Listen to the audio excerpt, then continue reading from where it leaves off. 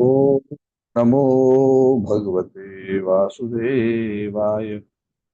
नमो भगवते वासुदेवाय। नमो भगवते वासुदेवाय। नारायणं नमस्कृत्य नरं चैव नरोत्तमं देवीं सरस्वतीं व्यासं ततो जयमुदीरयेत्। नष्टप्रायेषु भद्रेषु नित्यं भागवत सेवया भगवती उत्तमश्लोके भक्तिर्भवति नैष्टिकी। कृष्णाय वासुदेवाय देवकी नंदनाय च नन्दगोपकुमाराय गोविन्दाय नमो नमः।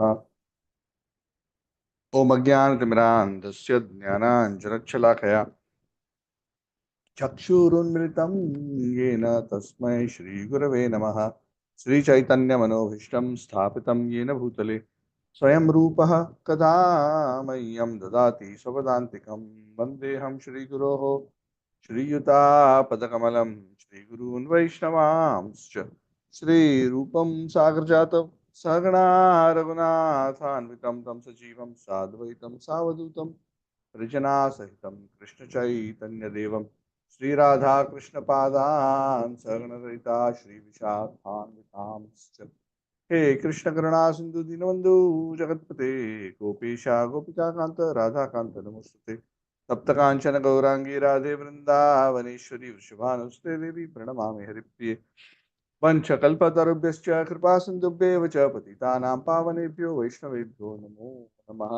जय श्री कृष्ण चैतन्य प्रभु नित्यानंद श्री अद्वैत गदाधर शिवासादि गौर भक्त वृंद हरे कृष्ण कृष्ण कृष्ण हरे हरे हरे राम राम राम हरे हरे। नमो विष्णुपादाय कृष्णपरिष्ठाय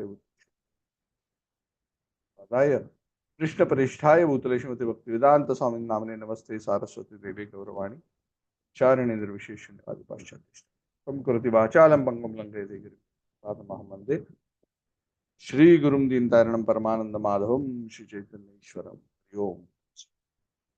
हरे Krishna. Thank you all for joining and my apologies. There was some sudden issue with the internet connectivity, not sure what connected and then suddenly disappeared and I was struggling with it for a while.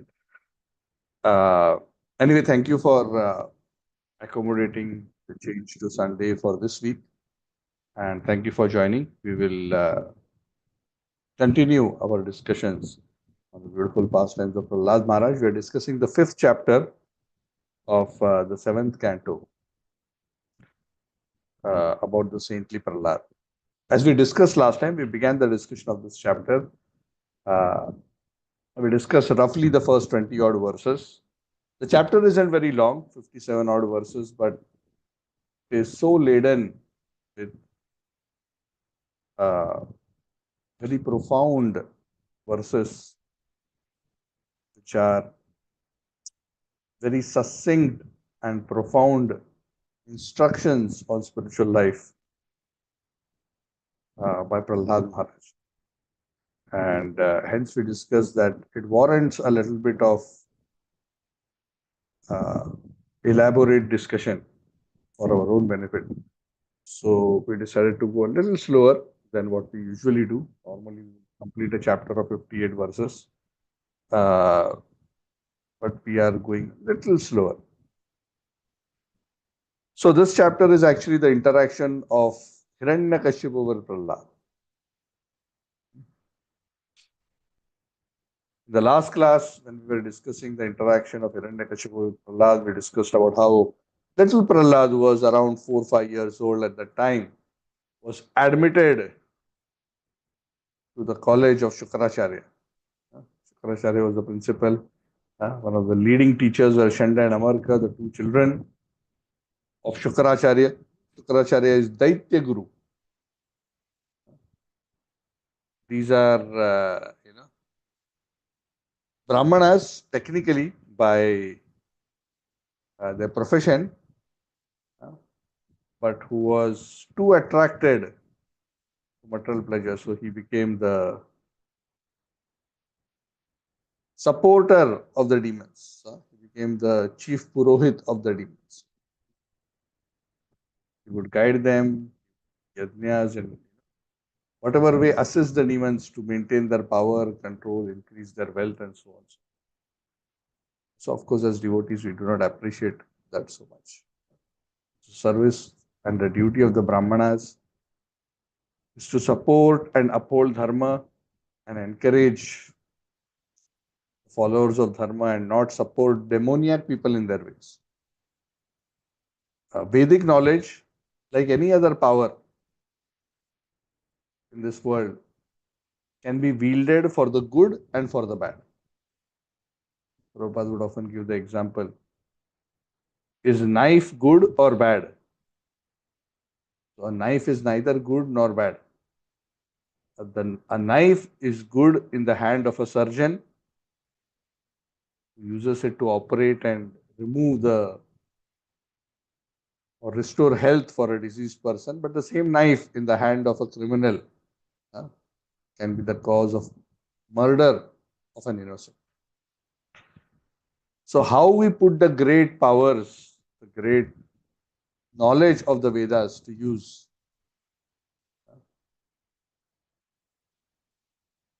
depends on the consciousness of the one who employs that knowledge. The knowledge of the Vedas is very, very powerful. And it can indeed be used in both ways. The Devas always use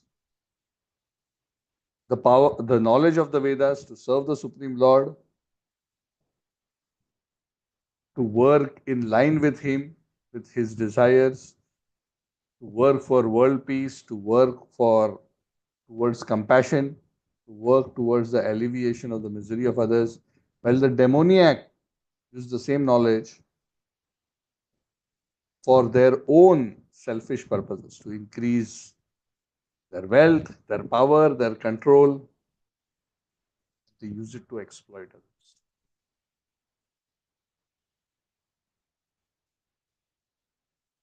So this whole setup, especially Shukracharya and the University of Demons, and was very much like that. So Prahlad was enrolled by Hiranyakashipu along with so many other children of prominent demons in this school. And we discussed this in the last class, how one day Prahlad was brought by Shanda and Amarka to Hiranyakashipu, who was sitting on his royal throne, and Hiranyakashipu, a loving father, asked Prahlad in a very affectionate way, what is it you are learning so many things? What is it that you enjoy the best? What you have learned that you think is the best? And we discussed this in detail, how Prahlad's answer absolutely shocked Hiranyakashipu. Instead of a very playful, innocent answer, which was to be expected from a 5-year-old boy, Prahlad's answer was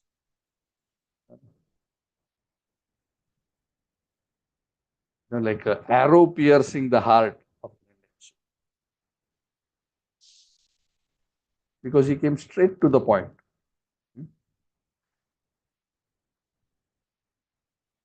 He starts by saying that any person who accepts this material body to be his real self,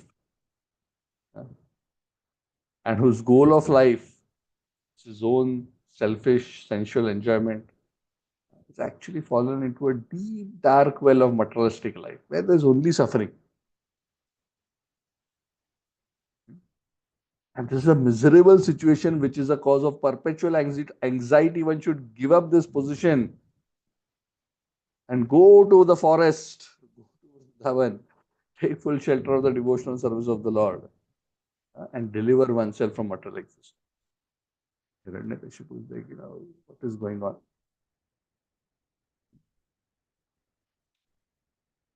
So the words of the Guru, the true Guru is like this. The false Guru, Shukracharya, he has knowledge, but he only chooses to speak that which will please whoever is paying him, is Hiranyakashipu, because he's the chief sponsor of the Shukracharya University.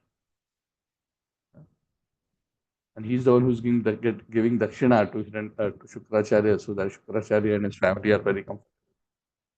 So when you are in such a setup, how can you speak the truth? So it's very simple. When somebody is in a particular organization, that organization belongs to someone, or there are some prominent sponsors of that organization, then the leaders of that organization have no choice but to speak and do things in alignment with their sponsors' desires. You cannot speak the truth. And that is precisely the reasons Brahmanas are expected not to take up a job under somebody. Because one of the most important qualities of a Brahmana is truthfulness. And this virtue of truthfulness becomes compromised as soon as one is sponsored. Correct? If you're paid for by somebody, then you have to do what that person wants you to do. That's an obligation. So those who are in charge of speaking truth should not be influenced to speak just to please the egoistic mentality of others. So Hiranyakashipu had ensured that Shukracharya towed the line by giving him enough dakshina. Prahlad is fearless. Prahlad is depending fully on the Lord. That's why Brahmana is one of the most important qualities of Brahmana is fearlessness. Because a true Brahman, who's a true Vaishnava, is always dependent on the Lord. He doesn't think that, oh, this person is my provider, that person is my provider. That ultimate provider is Krishna. It may come through various sources, but ultimate provider is Krishna. Straight truth. And that is the position of the Guru. That is why scriptures say, Acharyas have written this in books, that the spiritual master must be careful not to get too influenced by rich donors.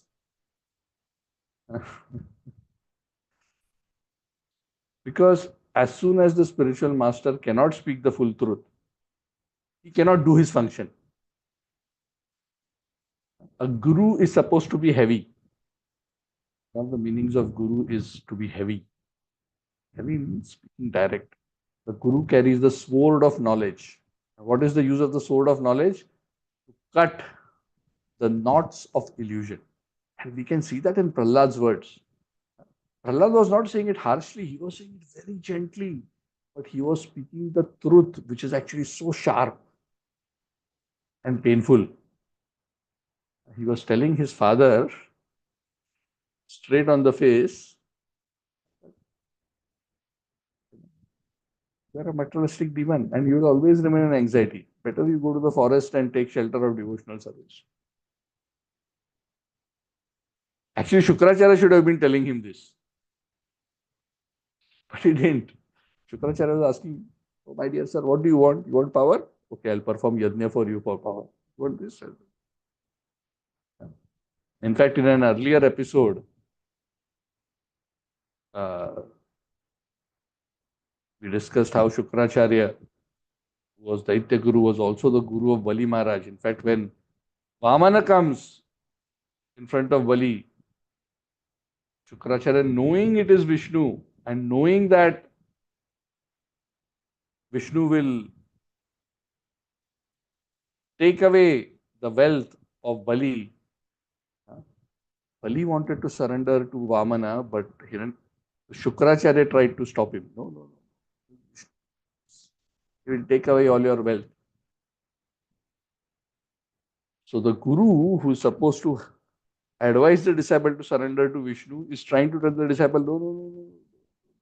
Why? Surrender, he'll take all your wealth. If he takes all your wealth, how I will get my next dakshina? So one should not become these kind of devotees, this kind of guru. Prahlad is fearless. The guru should be like Prahlad. And we see that in the character of the great spiritual master. You see Prabhupada's style. You straight away say, you are a rascal. That's what Prahlad is telling his father. He didn't use the word rascal, but essentially,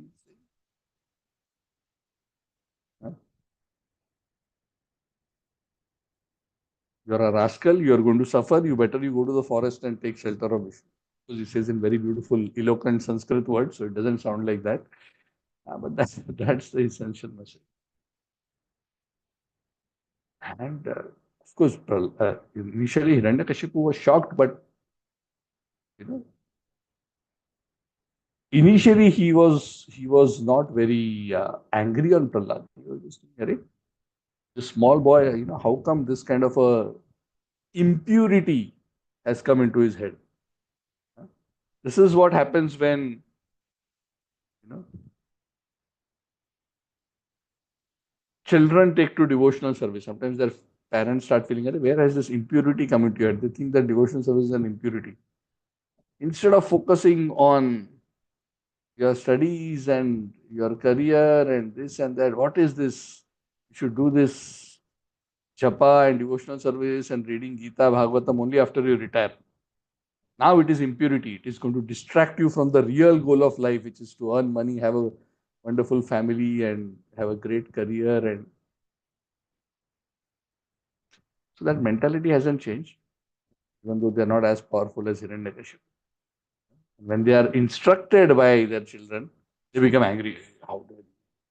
I know about life. I have lived so long. But knowledge comes through spiritual evolution. Knowledge doesn't come simply by living long in this world. Otherwise, there are trees who are standing for tens and thousands of years.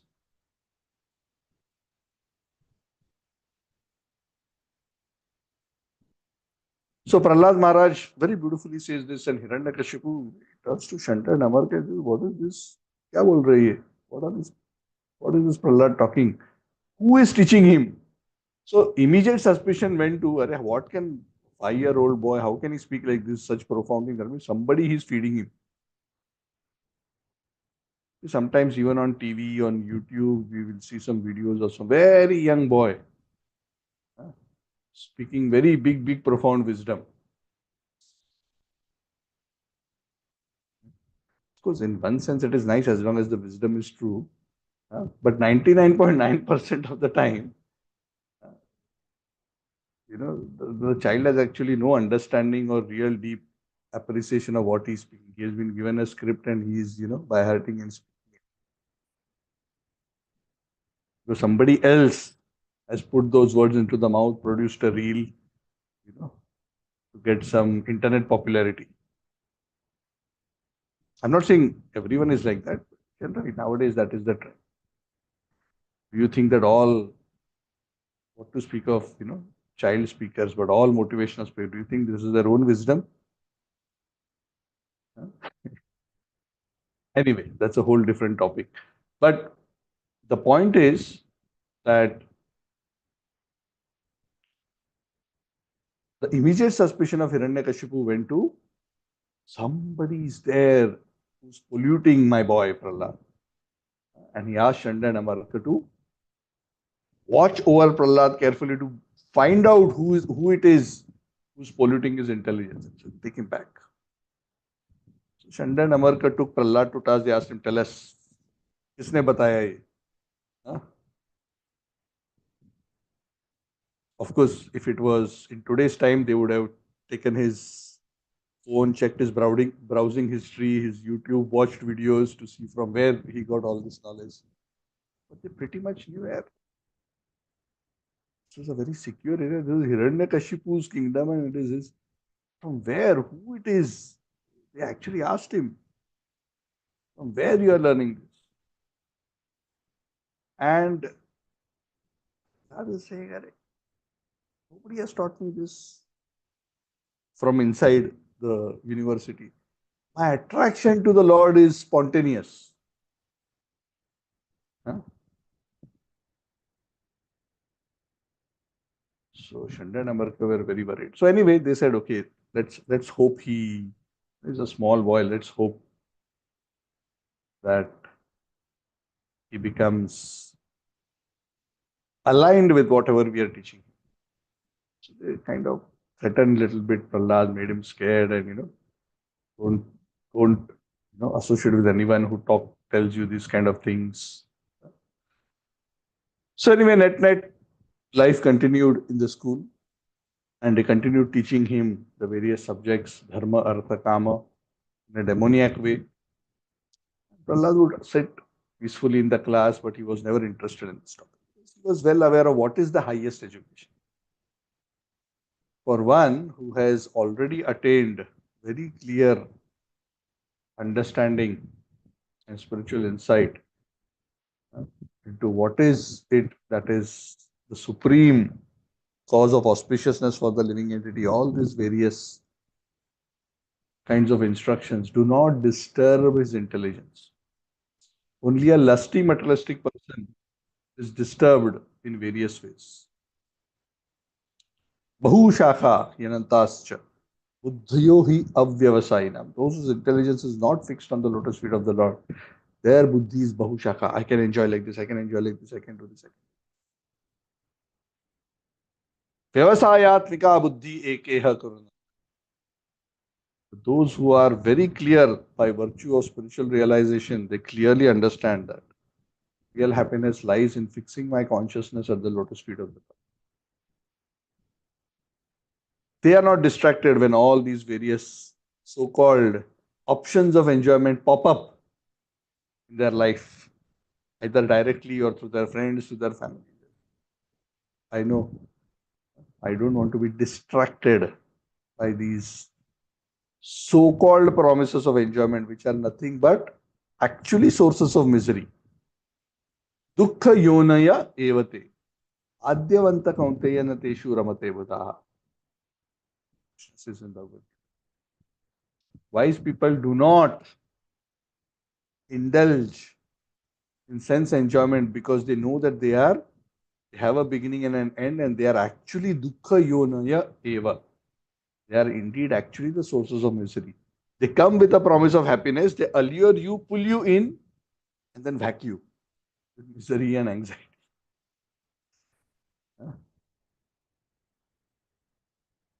So those who are actually wise, those who have firm realization, we are all, flickering in our devotional service.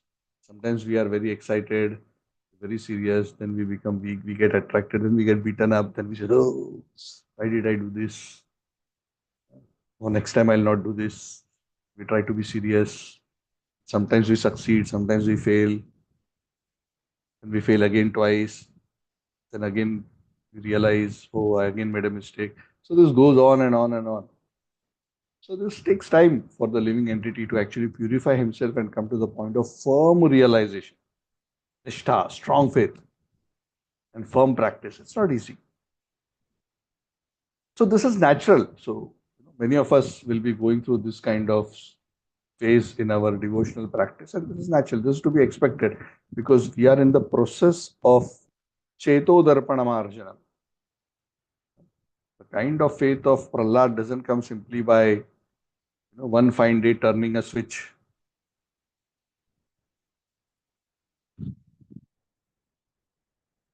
Anyway, so Prahlad was unaffected. He still remained calm. He didn't argue. Finally, after many days, after Chanda and Amarka were satisfied that everything is going on well, it's like Prahlad is sitting in class and learning nicely. Huh? Now, last time it was a mess with Hiranyakashipu. Now let's take him and show to. Huh? Now Hiranyakashipu will be happy of what we have taught him. So that day they, decided to take him to Hiranyakashipu. Kayadu, the mother of Prahlad herself, nicely got Prahlad ready, bathed him, dressed him with very nice clothes and ornaments, and very presentable. And Chanda and Amarka took him in front of Hiranyakashipu. Hiranyakashipu saw his son Prahlad and so affectionate to Prahlad. Oh, Prahlad, he embraced him. So nice. And in affection, he smelled the hair of Prahlad. So in Vedic cultures like that, when the baby is very, very small, we may kiss them. Huh? Very small babies, kiss them on their cheek and do all kinds of things. When the children grow up a little, affection is shown by elders to the younger ones by smelling their hair or sometimes kissing the forehead. So this is part of Vedic culture. So he sat him on his lap, he smelled his head. Tears were gliding down the eyes of Hiranyakashipu. He spoke to his son, "Oh, my Prahlad, my dear son. Now, for so long, you have been listening to so many classes from your teachers in your school. Please tell me, repeat to me, what you think is the best of the knowledge that you have learned." So Hiranyakashipu was expecting this time a response that he will enjoy hearing. And what was Prahlad Maharaj's response?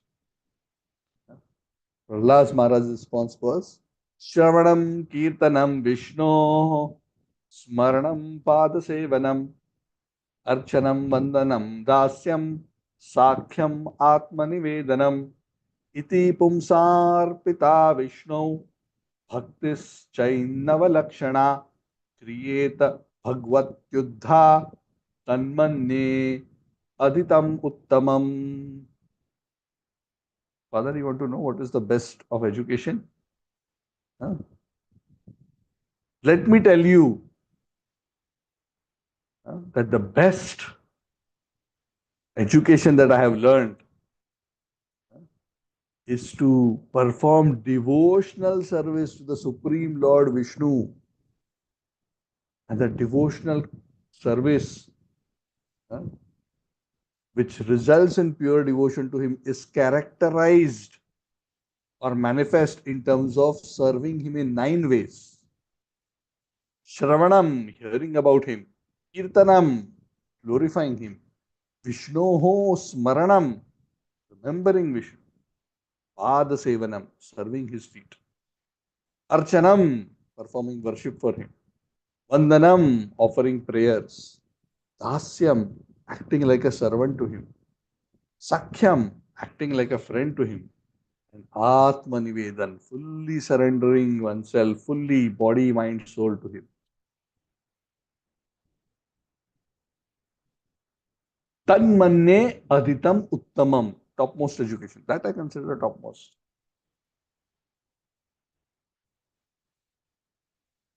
And such a person who has dedicated himself to serving Vishnu like this must be considered as the most educated, most learned.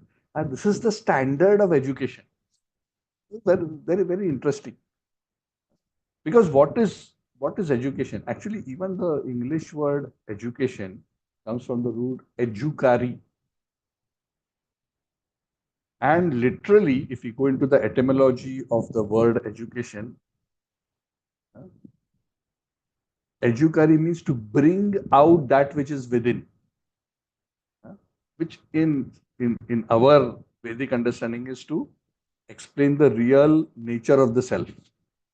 And what is the real nature of the self? To be a servant of the Supreme Personality of.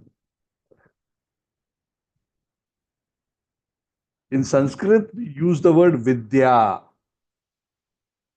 Vidya, that by which things are known as they are.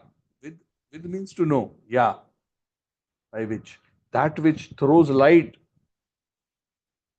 on the proper understanding. In this case, the highest is throw light on the understanding of what is the real self.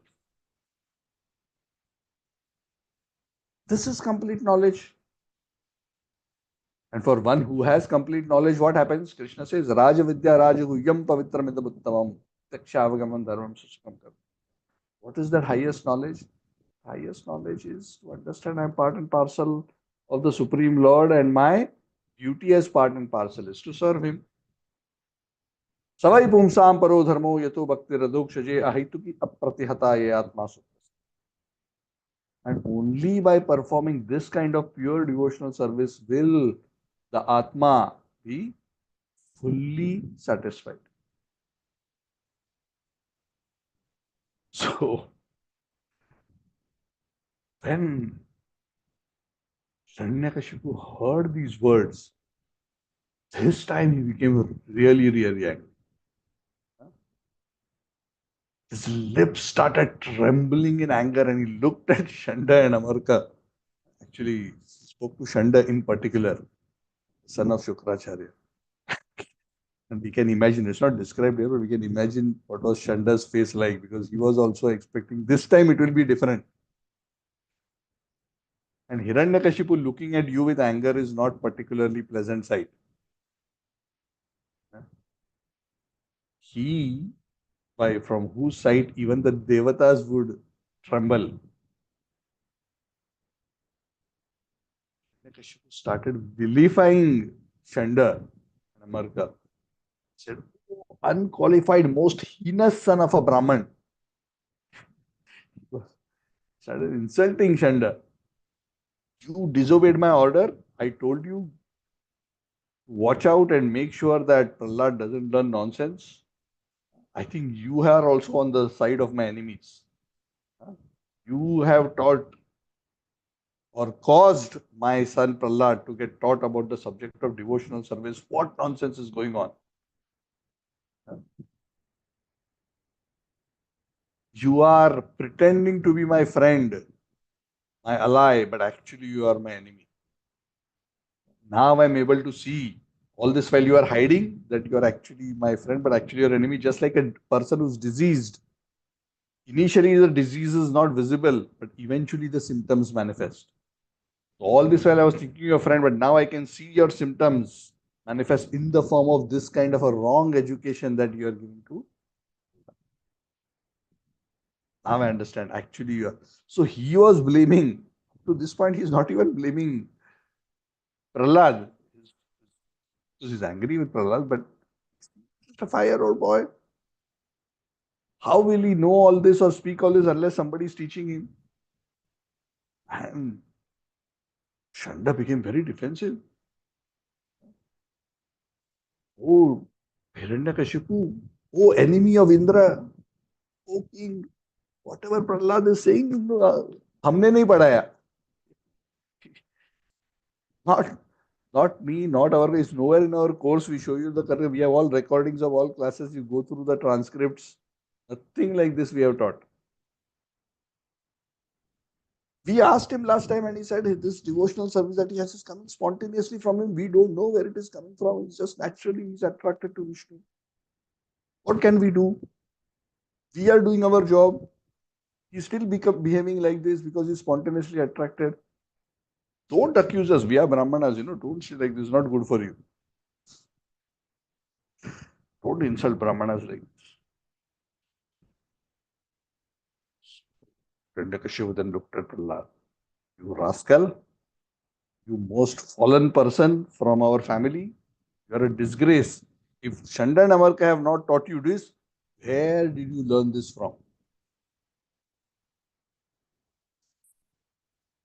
Prahlad Maharaj in his heart was thinking, actually, this attitude that I have, whatever I was spoken, is actually the natural disposition of the soul. He's thinking. Huh? Actually, what Prahlad has is natural. What Hiranyakashipu and others have is actually unnatural.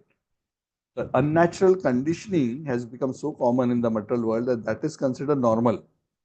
And devotional service is considered abnormal. Correct? So when we initially start becoming devotees, then we start chanting, then we put tilak, when we wear dhoti, kurta, sari, whatever, and start going to temple. Sometimes our friends and relatives say, "अरे अब तक तो normal था, अभी क्या हो गया? You were normal up to now. What suddenly happened to you? Now you have become abnormal." So amongst the abnormal, they think their abnormality is normal. And when we try to be normal, they think that that is abnormality. The night for the sage is the day for the materialistic person. And the day of the sage is night for the mystic. It's opposite. So Prahlad says that he answers his father in a very interesting way. Instead of answering the question from where you have got this, because he thought that this is so natural, he answers the question in a different way by telling his father why he is not feeling like this. Because actually, you should also be feeling this is normal. What I am saying is actually normal. The topmost education is that this nature and this attitude and this understanding is the normal state for the living entity. Jivera Sarup Hoy Krishnera Nityadas Krishnera Tatastha Shakti Veda Veda. And then he explains to his father, he says, oh father, those people who have uncontrolled senses, those who are conditioned because of this, they are attached to materialistic way of life. And those who go on chewing the chew, trying to find enjoyment in this material world, they cannot understand this consciousness that I am describing it to you. That is abnormal. Huh? My consciousness is normal. You are saying why you are thinking like that? Actually, I'm trying to tell you why you cannot think like what I'm thinking is because you are attached to materialistic life, trying to find happiness outside. You are bahirmukha. And for people who are trying to find this happiness outside, they will never be able to develop the kind of consciousness that I have been trying to tell you about, neither by their own effort, nor by the instruction of others, nor by joint combination of all this. Why? Because if you are looking in the wrong direction, bahirmukha, outside, selfish enjoyment, no matter what kind of instructions you are given, you are not going to be able to develop Krishna consciousness. Very, very, very powerful. Very powerful verse. So what Prahlad is saying is that unless one stops trying to enjoy this material world, even if one studies Gita, Bhagavatam, others give classes, and we listen to so many classes, unless we come to the point through gradual purification to the point that I have to stop enjoying matter and trying to find happiness in matter, one will not actually make any tangible progress. One will still remain materialistic. May become a bit religious, but one will still remain materialistic. Matirna Krishne Parato Sotova Mito Vipadyet Grahavratanam Adanta Gobhir Vishatam Tamishram Nash Punas Charvita Charvanam. And such people who are continuously Bahirmukha and chewing the chewed. What does chewing the chewed mean? Chewing the chewed means, this is a very interesting thing. Punas Charvita Charvanam. Such people go down to a hellish condition of life. Those are continuously trying to enjoy material life. Chewing the chewed means, like before I give the philosophical interpretation, what this means is, if you have eaten sugar cane, when you buy sugar cane, first time you chew, nice juice comes. The second time you chew, little bit juice comes. Third time you chew, there's hardly a drop of juice. And the cane is already hurting your tongue and your gums. And then you go on chewing and chewing and chewing. All juice is gone. Your mouth will only become sour.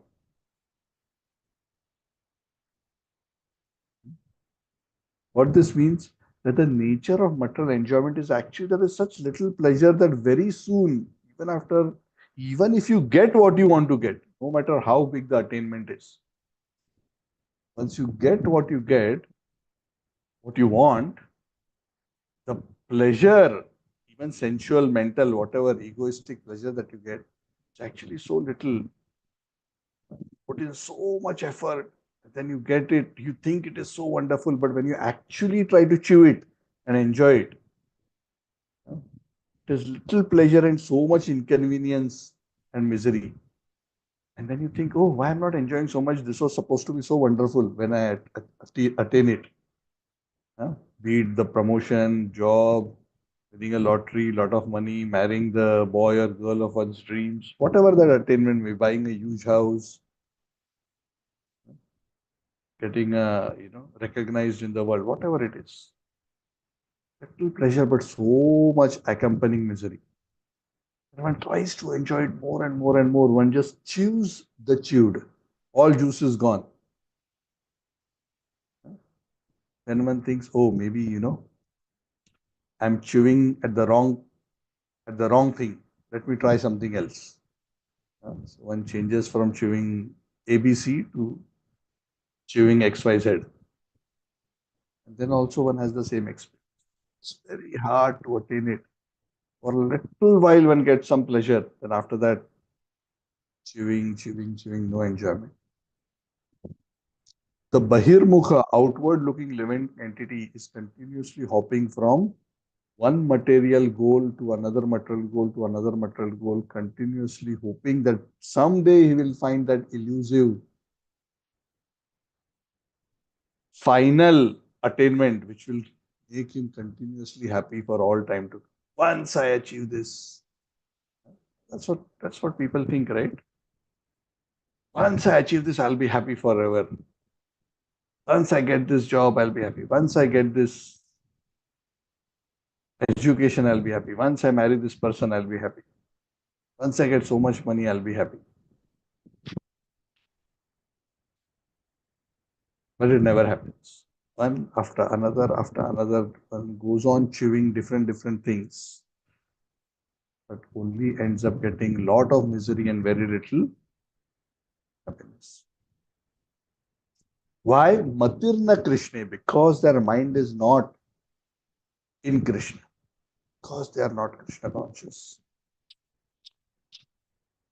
No amount of spiritual instructions are going to help those who are continuously chewing the chewed. Such a graha vratas is who are determined to enjoy materialistic life. Graha vrata. Graha means house, vrata means as if they have taken a vow. What vow? That I, my body, my immediate family extension, my home, my relatives, all those who are connected with me are the source of my happiness. And I must increase my happiness by expanding these things. What eventually happens? Adanta gobhir vishitam tamishra. Such individuals who have uncontrolled senses, they actually go lower and lower and lower. Vishitam tamishram, and more into darkness. Rather than finding happiness, they actually get more and more and more entangled in the complexities of material life. Real happiness comes by taking to devotional service. Bhaktyama abhijanati yaman yaschashmita. Those are attached to materialistic way of life. What Prahlad is saying is those are actually attached to materialistic life. Bhogaishwarya prasaktanam taya parutta chetasam vyavasayatmika buddhi samadho. They cannot have a fixed consciousness that they want to execute devotional service with determination. But the Mahatmas, those are great souls, they can worship the Lord with determination. Mahatmanastu maam partha daivam prakriti mashritaha bhajanti ananya manaso yatva bhutadim abhyayam. Because the Mahatmas have taken shelter not of the external energy of Charvita Charvinanam, the internal energy, Daivim Prakritim, they are experiencing such a great inner joy by continuously worshipping Ananya Manaso, Bhajanti Ananya Manaso. They are feeling so happy. And the materialistic person who's seeing the devotee from outside is thinking, hey, this guy is just pretending. He doesn't have anything of significance. How he can be happy? Huh? He doesn't have a big house and a big car like me. He doesn't have a family like me. He doesn't have the respect. When I go everywhere, everyone is glorifying me. How can he be in a better situation then? It's not understanding. He's relishing that. different pleasure from the inside.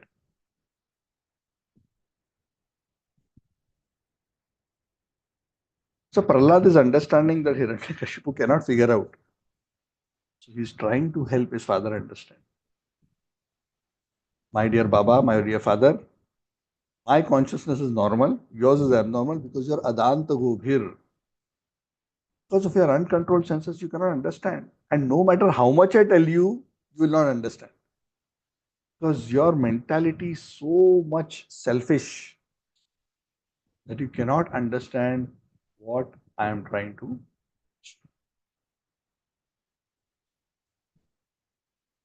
Oh, my father, this kind of materialistic people, in bracket like you, who are dedicated to enjoying materialistic life, and who also take their leader or their guru, a person of a similar mentality, correct? Normally, what kind of guru do we search out for? What kind of leader? We search for a guru or leader according to what we cherish in life, correct?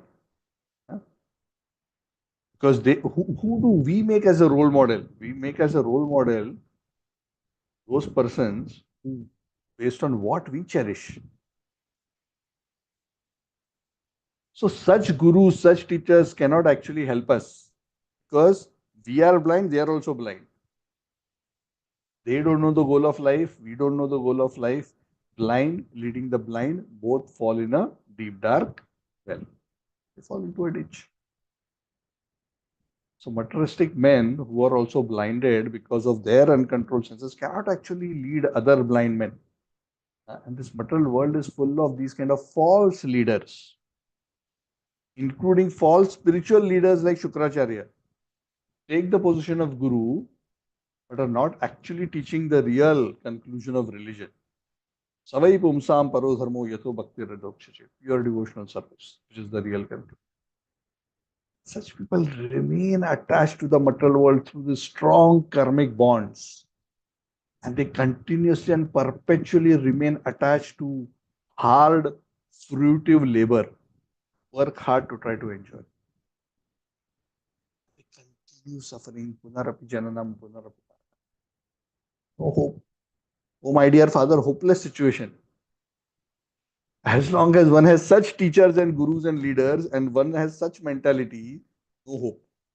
Suffering and suffering and suffering, life after life after life.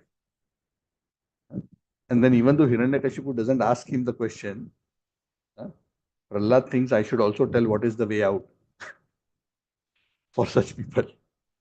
So it is, my dear father, unless such people, materialistic people, smear on their body the dust of the feet of pure devotees who have dedicated their lives to the service of the Supreme Lord, their inclination from materialistic life will never go away.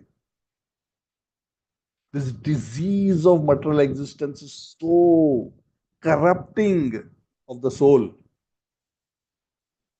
It so degrades the consciousness and covers up the real intelligence that only when one renders service to a pure devotee spiritual master, one's inclination to render pure devotional service to Lord Hari will not arise.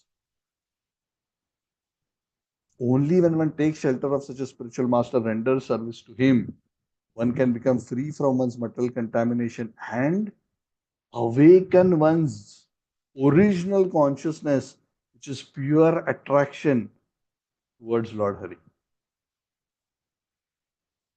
So indirectly he's telling his father, that's what you should do. And that's why in his previous time when he spoke, the last episode, he says, go to forest, take shelter of spiritual master, practice devotional service. You must treat yourself to get rid of this infection. So material consciousness is infection. Infection of the three modes. Sattva gun, Rajogun, Tamogun.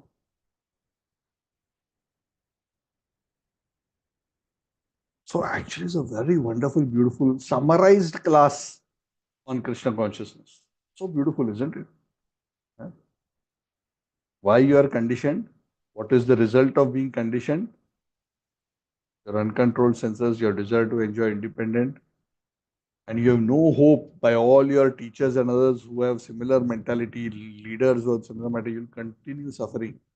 What is the way out? Take shelter of the spiritual master and render service. That will create auspiciousness in your life.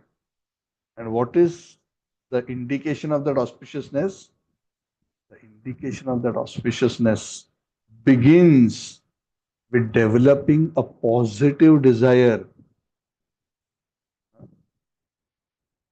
to get attracted to the Lord, attached to the lotus feet of the Lord, attached to hearing about Him, attached to chanting His name. So if we are experiencing any of this, we have developed some attraction towards the Lord, or activities of devotional service, like what Prahlad says, Shravanam Kirtanam Vishnoho Swarnam Pada Sevanam Archanam Vandanam Dasyam Sakhyam Atma Nivedana. That means we have actually attained that good fortune of at least beginning the process. We have not graduated yet, but we have at least got admission. So we were, all living entities are looking in this direction. We have at least turned our face in the right direction. Because if your face is turned away from the sun, the other side, all you will see is the shadow. So it's dark, it's dark. But it's not dark. Turn around. No, no, no, I want to see light in this direction only. No, there is no light in this direction. Because reality is in the other direction.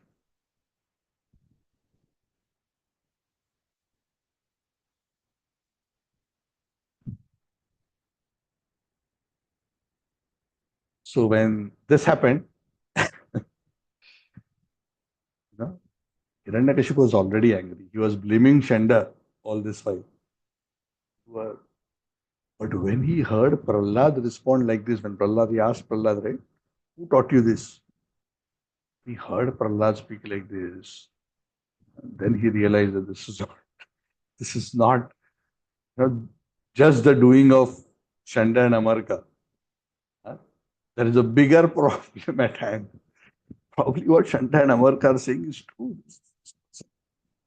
God knows from where.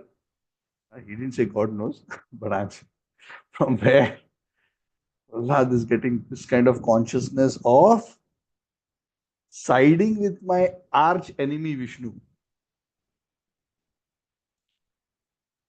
So after Prahlad spoke like this and became silent, Hiranyakashipu, mad with rage, he took Prahlad, and Prahlad was sitting on his lap. He threw Prahlad down on the ground. And with his eyes burning with anger, like molten copper, Hiranyakashipu looked at all the soldiers around and he told his guards, "Oh demons, take this boy away. He deserves to be killed. Kill him as soon as possible." So how within a moment, the fatherly affection. He was just 2 minutes ago smelling Prahlad's head, kissing him, embracing him. Tears are coming out from his eyes. And in 2 minutes, just because his son spoke something which hurt his selfish ego so badly, this loving father became the enemy of the life of Prahlad. That is a demon. Because for a demon, all that matters is his selfish gratification. He loves as long as it serves his ego and his selfish motivation. And as soon as that is no longer the case, then there is no real reason for them to have an attitude of affection towards that individual. That's the nature of the materialistic way of life. That's a materialistic love in this world. It's actually selfish love. Love in this world is actually just selfish lust, what we call as love. Be meaning in this outside world. Nothing but selfish lust. That's why when even in this world, what to speak of any relationship, even the most romantic relationship between a boy and a girl, oh, I love you, I want to be with you for all my life. All this sounds very nice, but as soon as they realize that this person isn't serving my interest and this person realizes this person is not serving my interest, as long as I scratch your back, you scratch my back, both are happy, it's fine. As soon as one stops scratching the other's back, that love disappears. This was never love. Because I scratch you, you scratch me. I like you because you give pleasure to my senses and my mind and my ego. When you stop it, what is the reason for me to continue associating?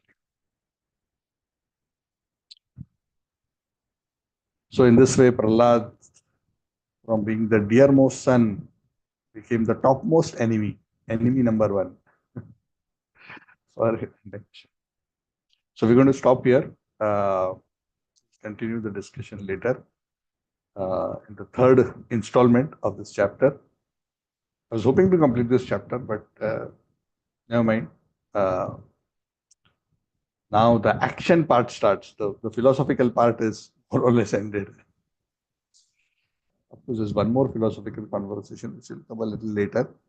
But immediately for now, Hiranyakashipu is now in the mode of now it's time to kill Prahlad. So we'll discuss about that in detail in our next class. Thank you very much. Srimad Bhagavatam ki Jai Shri Prabhupada Jai Samaveta. Thank you. Any questions or comments? Yeah, Hare Krishna, Prabhu. I have one small question, Prabhu. Yeah. What is the learning which we have to take it from Lord Ram and Lord Shri Krishna? So the main learnings. How is that related to our class? I didn't quite understand your question. No, it's not related to class, just general question, Prabhu. So what Prahlad said today is the learning. Yeah, is the learning. For us, ultimately, we have to understand Krishna, Ramchandra. They come to this world to display their beautiful pastimes, to attract our hearts to them. That is the Samam Bonam. When they display their beautiful pastimes and how their devotees loved them and how they had wonderful reciprocations with them, that is an advertisement for living entities like us that you are looking for love in this world, but real love is to be found in connection with the Supreme. So that is the central purpose and the central message of the appearances of the Lord. Other things, instructions and all that, but the culmination of all knowledge is to come to the point of that understanding is my deepmost desires for happiness, for peace, for love can only be satisfied when they are reposed unconditionally here in service of the Supreme Lord. So our endeavor as sadhakas is to come to that firm conclusion, because when we come to that firm conclusion, then we will engage in devotional service with great determination. Then we make real tangible progress. Now, especially in the initial stages, for most sadhakas in the initial stages, it's more of a dabbling with devotional service. Understand the word dabbling? They're trying out a little bit here. But still, predominantly one is attached to materialistic way of life. Even though externally one may have adopted certain practices of Vaishnava culture, Vaishnava sadhana, still one is predominantly Bahirmukha, being outward. Predominantly still trying to find happiness in the world. One is not firmly convinced that my real good fortune lies in this. That takes some purification. It's not such an easy conviction to get. It's not just a philosophical understanding. Philosophical understanding is a good beginning point. but for the heart to be really convinced and make sincere effort in developing one's relationship with the Lord, in finding fulfillment in that relationship and in serving the Supreme Lord, is not a cheap attainment. For many sadhakas, it may take a very long time. If we don't employ the right means, it may take many lifetimes to come to that realization. And this is not even the perfection. This is about the beginning of serious spiritual progress. Thank you. Hare Krishna. Yeah, Tarun Prabhu. Hare Krishna. Hare Krishna Prabhu, Dhanusaram. Prabhuji, this is the context of our discussion about pride, and you're advising the pride is spoiler. And sometimes we don't know even when we are talking, that context is coming when we are discussing with friends. So how we can make sure that we are not into the mode of pride when we are talking to someone? I think. Yeah, so when we are not humble, which at our current condition state we are generally not, become proud, uh, of even our very small devotional attainments. And we may think, oh, I am such a great devotee, I'm so wonderful. Uh, then it becomes very difficult to stand and recognize. So the Acharya say, if we don't feel humble, at least to start with, we must act humble. Because humility, true humility. What is true humility? True humility is the recognition of the fact it's actually all good qualities are coming from the Lord. Nothing is mine, including any devotion, devotional attainment, are all blessings of the Lord. I have no credit.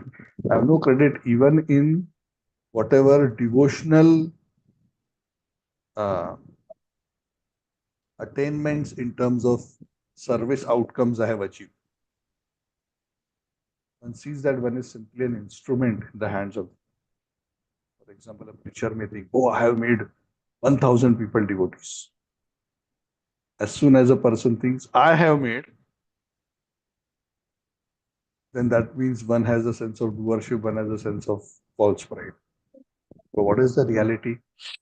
The reality is that we are just instruments in the hands of the Lord. So, of course, philosophically, we may understand this, but deep down, it is not such an easy thing to actually attain. It comes gradually with purification, genuine humility. I'm talking. So, meanwhile,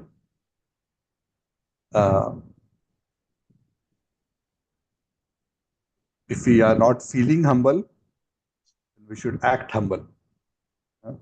So, at least at that level, we must try to make an endeavor. What that means is, at least do not glorify ourselves verbally.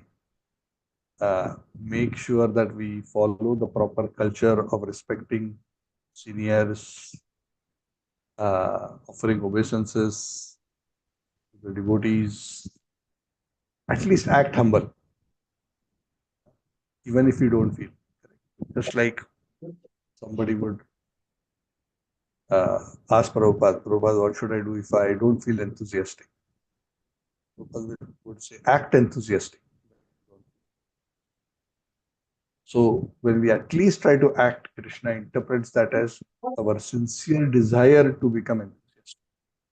So even if we are not yet humble, if we try to act humble, not to pretend, not to show off, I am trying. I know I'm not feeling that, I'm servant of the servant, but I've heard that I must, this is a Vaishnava, I must show him respect. So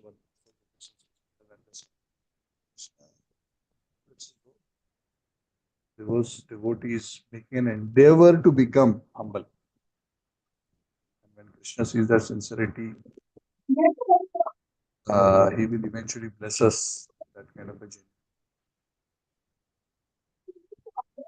So we should not be discouraged. These things of genuine humility, genuine steady attraction, or are not cheap attainments. They are not that after hearing a class, oh, now I have to be humble. Now I am humble. Sometimes after a dose of class, we may feel humble for 10 minutes, 15 minutes, maybe until tomorrow morning. Somebody pinches us. Pinches us means our ego. Come back to what we actually are. So the journey will be like this. So we should not be discouraged. We should not be disturbed. If we have impractical expectations that now onwards I will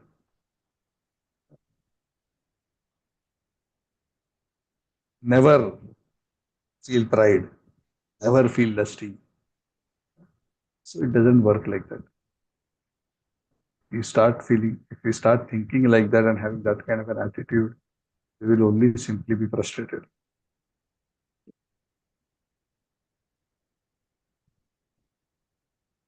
So,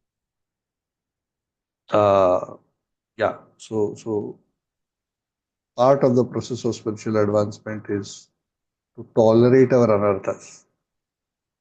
Because our anarthas will continuously keep popping their head. So the toleration is not just to the pleasant and unpleasant events outside, but the unpleasant things which keep popping in our consciousness. That's part of the tolerance. So one has to understand, acknowledge, and these kind of unpleasant things must actually make us humble. What does humble mean? That, oh, actually I'm so fallen. Actually I'm so proud. And devotees think I'm actually humble, but actually I'm so. They don't know what actually is in my heart. So just keep on, Prabhu. Continue to follow the process. Continue. The least we should do is sincerely aspire for this state and genuinely work. And while we are not there, we should try to at least act in a way which is compliant with the culture that we are expected to develop. Okay. Yeah. Very good. Sridhar Prabhu. Hare Krishna Prabhuji, Dandavat Pranam. Very good. Prabhuji, yeah, Prabhuji, I have one question. Out of 9 devotional processes, so how should execute and follow this Dasyam and Sakyam, Prabhuji? These are more elevated stages. Sakya is also quite elevated. It is practically at the point of beyond liberation. So for us, our main focus should be the first few. Of course, mainly Shravanam, Kirtanam, Vishnu Smaranam, Archanam, Vandanam. Dasyam for us, yes, by acting as a servant, that up to that point as sadhana we can do. And Dasyam for us is executing, serving the mission of the spiritual master, serving the deities, acting as a servant to carry out the orders. To that point we can do. Sakyam, Atma Nivedanam are very high stages. Those are not matters of sadhana. Those are matters of for those who are more elevated. So our immediate focus is Shravan Kirtan. When Shravan Kirtan is done well, then Smaranam, which is a remembrance of the Lord, always will become possible. Archanam and Vandanam we should also do, because that will also help us. But yeah, Sakyam is a bit high. Yeah, got it, Prabhuji. Thank you, Prabhuji. Hare Krishna. Okay. So thank you all very much. It's almost 10:20. So thank you for joining the class today. And I'll see you on Tuesday in 2 days' time. I will continue our Chaitanya Charitamrita discussions. Srimad Bhagavatam ki, Jai Shri Prabhupada ki.